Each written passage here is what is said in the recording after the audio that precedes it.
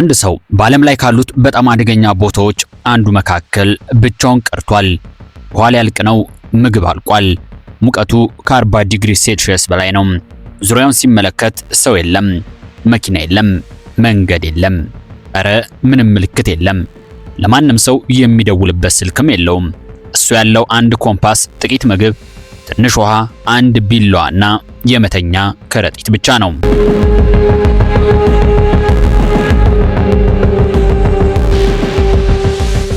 ይህ ሰው በዚህ በረሃ ከመጥፋቱ በፊት የማራቶን ሯጭ ነበር። ታዲያ በዚህ ውድድር ላይ የሮጠ ሊያሸንፍ እየተቃረበ ነበር። ነገር ግን አንድ የተፈጥሮ ኃይል በጥቂት ሰዓታት ውስጥ ውድድሩን ወደ ሕይወትና ሞት ጦርነት ቀየረው። የአሸዋ አውሎ ንፋስ። ይህ አደገኛ አውሎ ንፋስ ነው።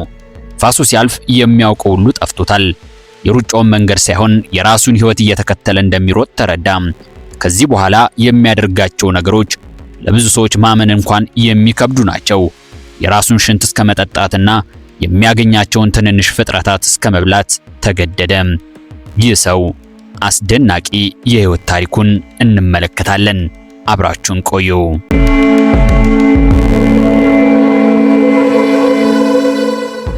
ከሰማይ የሚያልፉ አውሮፕላኖችን ሲመለከት ይጮሃል።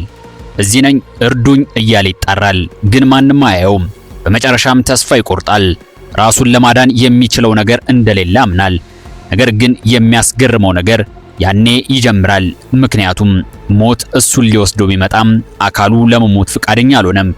ይህ የጣሊያናዊ ማራቶን ሯጭና በኋላም ፖሊስ የነበረው የማውሮ ፕሮስፔሪ አስደናቂ ታሪክ ነው። ይህ ሰው እንዴት ከዚህ በረሃ ላይ ከ9 ቀን በኋላ ተረፈ?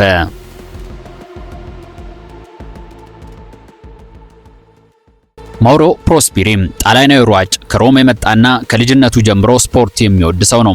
የሞደርን ፔንታትሎን ስፖርት ተወዳዳሪ ነበር። ይህ ስፖርት ብዙ አይነት ክህሎቶችን ይፈልጋል። ሩጫ፣ መዋኘት፣ የፈረስ ግልቢያ፣ ዝላይና ሌሎች የአትሌቲክስ ክህሎቶች። ስለዚህ ፕሮስፔሪ ተራ ሯጭ አልነበረም። አካሉ ከከባድ ፈተና ጋር የተላመደ ሰው ነበር። ከዚያም የጣሊያን ፖሊስ ሆነ። ነገር ግን ስፖርት ከህይወቱ አልወጣም። አንድ ቀን ጓደኛው ጆቫኒ ማንዞ አንድ ሐሳብ አመጣለት። በረሃ ውስጥ የሚካሄድ አንድ ውድድር እንዳለ ነገረው። ይህም ማራቶን ዲ ሳብሌስ የተሰኘ ውድድር ነበር።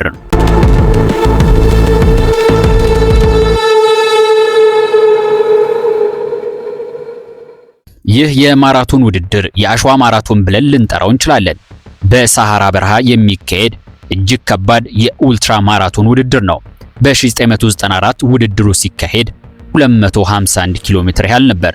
ተወዳዳሪዎች በበረሃ ውስጥ ብዙ ቀናት እንዲጓዙና አብዛኛው ምግብና የሚፈልጉትን ቁሳቁስ በራሳቸው እንዲይዙ የሚያስገድድ ነበር።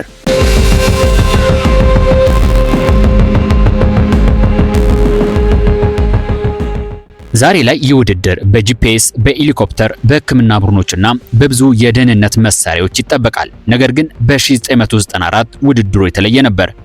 ውድድሩ አነስተኛ ሲሆን ተወዳዳሪዎቹም 80 ያህል ብቻ ሰዎች ነበሩ። ፕሮስፔሪ ይህን ውድድር ሲመለከት እጅግ ፈራ። ጀብዱ ለመስራትም ቆርጦ ተነሳ። ምክንያቱም በህይወቱ ከባድ ፈተና መጋፈጥ ይፈልግ ነበር። ለውድድሩ በሚገባ ሰለጠነ። እስከ 40 ኪሎ ሜትር ያህል በቀን መሮጥ ጀመረ። የሙቀትና የውሃ እጥረትን ለመላመድም ትልቅ ልምምድ አደረገ። ነገር ግን አንድ ነገር አልገባውም። በረሃ ለሰው እንዲህ ብሎ አይናገርም። ዛሬ አደጋ አለ። ታዲያ ሯጩ ምን ገጠመው?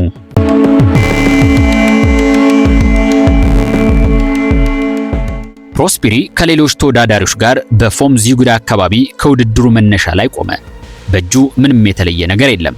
የጀርባ ቦርሳ፣ ምግብ፣ ውሃ፣ ኮምፓስ፣ የመተኛ ከረጢት፣ ትንሽ ቢላዋና ኢመርጀንሲ ፍሌር ነበር። በዚያን ጊዜ ቤት ውስጥ ሚስቱ ሲንዛና ልጆቹ ነበሩ። እሱ ግን እዚህ በረሃ ላይ አንድ ትልቅ ፈተና ለመጀመር እየተሰናዳ ነው። የመጀመሪያው ቀን አለፈ። ሁለተኛው ቀንም አለፈ። ሶስተኛው ቀንም እንዲሁ አለፈ።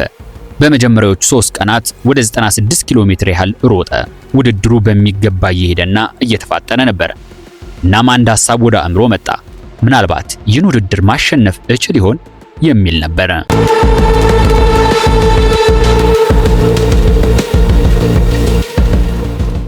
አራተኛው ቀን መጣ። ይህ የውድድሩ በጣም ረጅሙና ከባዱ ደረጃ ነበር። ከ85 ኪሎ ሜትር በላይ ይቀራል። ሙቀቱ ደግሞ ወደ 46 ዲግሪ ሴልሺየስ ደርሷል። ፕሮስፔሪ በፍጥነት እየሮጠ ነው። ጓደኛው ማንዞ ግን ከኋላ ቀረ። ፕሮስፒሪ ግን ወደፊት ቀጠለ። ብቻውን በአስፈሪው በረሃ ላይ የቀረው ይህ ሯጭ በድንገት ከተፈጥሮ ጋር ግብ ጀመረ። እጅግ አደገኛ አውሎ ንፋስ ተነሳ። መጀመሪያ ትንሽ መስል ነበር፣ ከዚያ ግን እየጠነከረ መጣ። ትንንሽ የአሸዋ ክምሮች ከበረሃው ምድር መነሳት ጀመሩ። አየሩ ቢጫ ሆነ።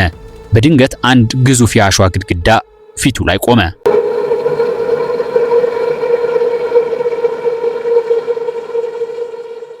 ውድድሩን ለመጨረስ ወደፊት ሲገሰግስ የነበረው ፕሮስፒሪ አሁን ምንም አይታየውም። የአሸዋው ግድግዳ ፊቱ ተደቅኖ በአሸዋ የንፋስ ማዕበል እየተመታ ነው።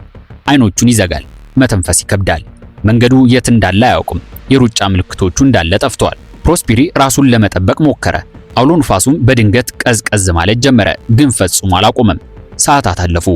1 2 3 እና 4 ሰዓት። አውሎ ንፋሱ ወደ 7 ሰዓት ያህል ከቆየ በኋላ በስተመጨረሻ ቀጥ ብሎ ቆመ።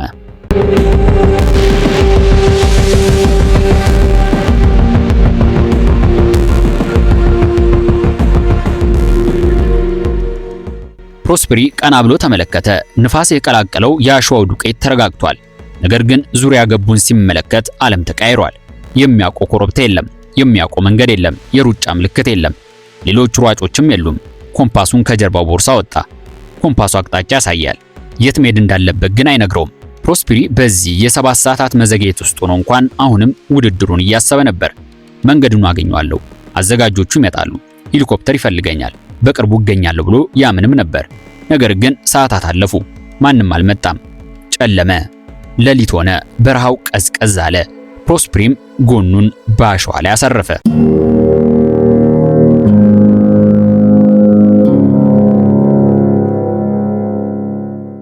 ጠዋት ከእንቅልፉ እንደተነሳ ጉዞ ወደፊት። ነገር ግን ይዞት የነበረው ውሃው እየቀነሰ ስለነበር በድንገት ግራ ገባው። በዚህ ከራስ ጋር ሰጣ ገባ ውስጥ ሆኖ አንድ ድምፅ ሰማ። ምንድነው ብሎ ቀና ሲል ሄሊኮፕተር ነው። እጁን አወዛወዘ። አንድ ፍሌር አወጣ፣ አበራው፣ ጮኸ። እዚህ ነኝ አለ። ሄሊኮፕተሩ በጣም ዝቅ ብሎ ይበር ስለነበር አብራሪውን ራሱ ማየት ችሏል። እጁን አወዛወዘ። እየሮጠ ለመድረስ ሁሉ ሞከረ፣ ግን ሄሊኮፕተሩ ተወንጭፎ ሄደ። ድምፁም ቀስ በቀስ ጠፋ። ፕሮስፒሪም በረሃው መካከል ቆሞ ቀረ። ይህ ለሱ ትልቁን የተስፋ መቁረጥ በሕይወቱ ያስተናገደበት ጊዜ ነበር። ምክንያቱም ይረዱኛል ብሎ ተስፋ ያደረገው አጋጣሚ ላይመለስ አመለጠው። አሁን አንድ ነገር ብቻ ያሳስበዋል፣ ውሃ። ያለውን ውሃ ጨርሷል። ነገር ግን ውሃ ቢጠማውም እንዳያልቅበት ከመጠጣት ተቆጥቧል። ግን ሰውነቱ ውሃ በጣም ይፈልጋል። በረሃ ውስጥ በሙቀት ሲራመድ ላቡ ይንዠቀዠቃል። ሰውነቱ ውሃ አንሶት፣ አእምሮም ተዳከመ።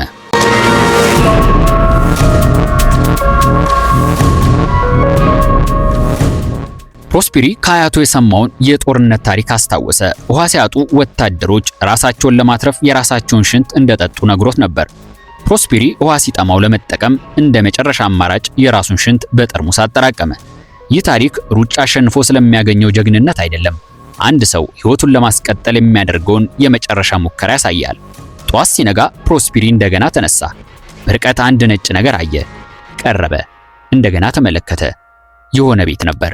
የሙስሊም ማራቦት ሽራይን፣ የአንድ ሰው አጽሙ ያረፈበት ትንሽ የመቃብር ቤት ነው። ፕሮስፒሪ በሩን ከፈተ። ውስጡ ማንም የለም፣ ሰው የለም፣ ውሃ የለም። የሚረዳኝ ሰው ይኖራል ብሎ ገምቶ ነበረ። ነገር ግን ምንም ነገር የለም። ቢያንስ አንድ ነገር አግኝቷል፣ ራሱን ከፀሐይ የሚከላከልበት ቤት።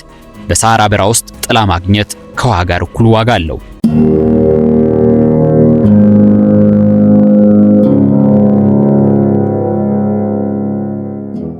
በዚህ ቦታ አንድ እንግዳ የሆነ ነገር ተመለከተ። እርሱ ብቻውን እንደሆነ የገመተው ፕሮስፒሪ ነገር ግን ከሱ ጋር የሞተው ሰው መቃብር ውስጥ አለ። ብቻዬን አይደለሁም ብሎ ተስፋ አደረገ። በረሃ ውስጥ ሰውና ሞት በአንድ ቦታ። ፕሮስፒሪ አማራጭ የለውም። ስለዚህ በዛው ቦታ መቆየትን መረጠ።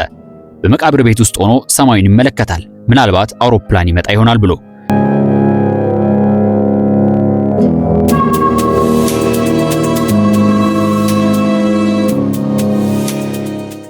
ምናልባት አውሮፕላን ይመጣ ይሆናል የሚለው ምኞትና ተስፋው አሁንም አልተሟጠጠም።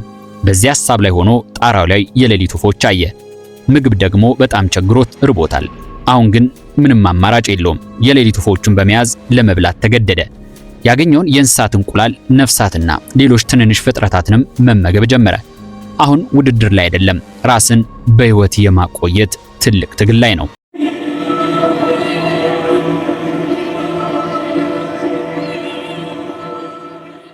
ፕሮስፔሪ እርዳታ በሚጠብቅበት አንድ ቀን አውሮፕላን አየ። መኖሪያ ካደረጋት ቤት ወጥቶ አሸዋ ላይ ትልቅ SOS ወይም እርዱኝ የሚል ጽሑፍ ጻፈ። እንዲያዩትም የያዘውን ነገር አቀጣጠለ። ጭሱን ተመልክተው እንዲመጡለት ሞከረ። የሀገሩን ጣሊያን ባንዲራም አውለበለበ። ግን ማንም ሊደርስለት አልቻለም። አንድ አውሮፕላን በቀጥታ ከላዩ ላይ ሲያልፍ ተመለከተ። እጆቹን አወዛወዘ፣ ጮኸ። ጭሱ ወደ ላይ እንዲወጣ አድርጎ የቻለውን ሞከረ።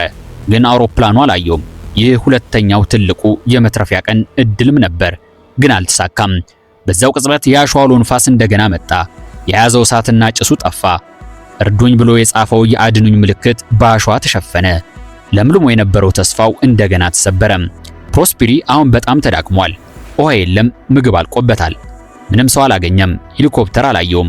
አውሮፕላን አልተመለከተውም። እናም ይህ ሁሉ ዕድለቢስነት ተደራርቦ ተስፋ ቆረጠ። በመቃብር ቤት ውስጥ ለቤተሰቡ መልእክት አስቀመጠ። ሚስቱን አሰበ፣ ልጆቹን ናፈቀ። በመጨረሻም ተስፋ የቆረጠው አትሌት ራሱን ለማጥፋት ሙከራ አደረገ።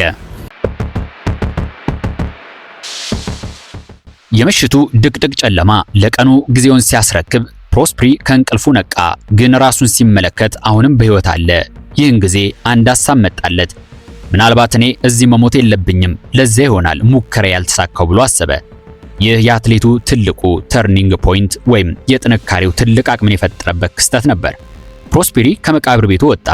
አሁን የሚፈልገው ውድድር አይደለም፣ ሜዳ ላይ ሳይሆን በሰላም ወደ ቤት መመለስ ብቻ ትግሉን አደረገ። በጠራራው ሳራ በረሃ ውስጥ እንደገና መጓዝ ጀመረ። ጠዋት ይጓዛል፣ የያዛትን ጥላ ዘርግቶ ይጠለላል። ሌሊት ይተኛል። ከሚያውቀው ከዚህ የበረሃ ሕይወት አንድ መርህ ይዞ ይጓዛል። ምንም ቢሆን አትቸኩል የሚል መርህ። እያንዳንዱን እርምጃ አስብ፣ እያንዳንዱን ጥላ ተጠቀም፣ እያንዳንዱን ውሃ የምታገኝበት እድል ፈልግና ተጠቀም። አንድ ቀን ከረጅም ጉዞ በኋላ በርቀት ተራሮች አየ። ተራሮቹ ለፕሮስፔሪ አዲስ ምልክት ናቸው። በረሃ ሁሉ አንድ አይደለም። ከዚያ ከቆየበት የተሻለ መሬት እንዳገኘ ተሰማው። ተራሮች፣ የደረቁ ወንዞች፣ ትንንሽ ተክሎች፣ የእንስሳት ኮቴ ምልክቶች። ፕሮስፔሪ አሁን አንድ ነገር ተረዳ። ሕይወት ያለው አካል በዚህ አካባቢ ሊኖር ይችላል የሚል። የፍየልና የግመል የእግር ኮቴ ምልክቶች እንደ ተስፋ ምልክት ሆኑት። ኮቴዎቹን ተከትሎም ገሰገሰ። ነገር ግን የሚጓዙ አቅጣጫ ትክክል አልነበረም።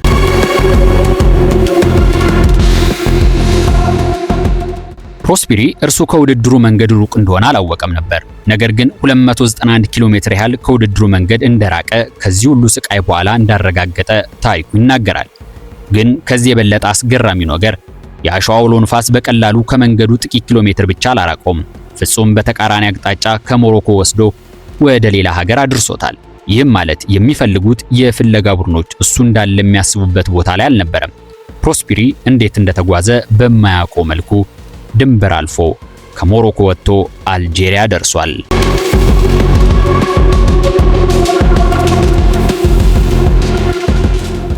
ፕሮስፔሪ አልጄሪያ መግባቱን አላወቀም። አእምሮ አሁንም የሞሮኮ በረሃ ውስጥ ነው ብሎ ይነግረዋል። ግን እውነቱ እሱ አይደለም። አትሌቱ የሌላ ሀገር መሬት ረግጦ አልጄሪያ ገብቷል። እናም የሚፈልጉት ሰዎች አልጄሪያ ይሆናል ብለው ሊፈልጉት አይመጡም። በሞሮኮ ሌላ ታሪክ እየተከሰተ ነው። ፕሮስፔሪ ጠፍቷል። የውድድሩ አዘጋጆች የሞሮኮ ወታደሮች ይፈልጉታል። የበረሃ አሳሾች እያደኑት ነው። ቤተሰቡም ወደ ሞሮኮ መጣ። ላንድ ሮቨር መኪኖች እሱን ፍለጋ በበረሃ ይጓዛሉ። አውሮፕላኖች ከላይ ይፈልጋሉ። የፕሮስፔሪ እግር ኮቴ ይፈለጋል። እናም አንድ ምልክት ተገኘ። በመቃብር ቤቱ የእሱ የመኖር ምልክቶች ታዩ። ግን ሰውየው የለም። የት ይሆን? የሁሉም አሳሽ ጥያቄ ነበረ።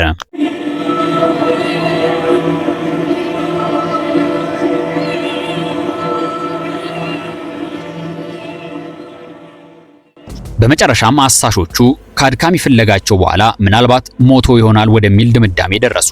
ፕሮስፔሪ ግን ሞትን አሸንፎ ተስፋ ሳይቆርጥ እየተራመደ ነበር፣ ግን ተዳክሟል። በዚህ የድካም ጉዞ ላይ አንድ ነገር ተመለከተ። የሰው ልጅ ምልክት አየ። የቱራግ ዘላኖች። ነገር ግን ድረሱልኝ ብሎ ለመጮህ አቅም አጣ። እነሱ ግን ከሩቅ ተመልክተውት ምግብና ውሃ ቀምሰውት ወደ አልጄሪያ ወታደራዊ ቦታ ወሰዱት። በጣም የተዳከመውን አትሌት ለማዳን ከወታደራዊ ስፍራ በቀጥታ ወደ ሆስፒታል ተወሰደ። ቲንዶፍ የተባለ ስፍራ ሕክምና ተደረገለት። በመጨረሻም ከድካሙና ራቡ ሲያገግም ለሚስቱ ደወለ። ሚስቱ የጠበቀችው ባልሽ ሞተ የሚል መርዶ ነበር። ነገር ግን የናፈቀችውን የባሏን ድምፅ ሰማች። ሞታል ተብሎ ተስፋ የተቆረጠበት ማውሮ ፕሮስፔሪ በሕይወት ኖሮ ታሪኩን ለዓለም ለመናገር በቃ። ይህ ልብ ወለድ የሚመስለው የጣሊያናዊው ማራቶን ሯጭ አስደናቂ ታሪክ ነው።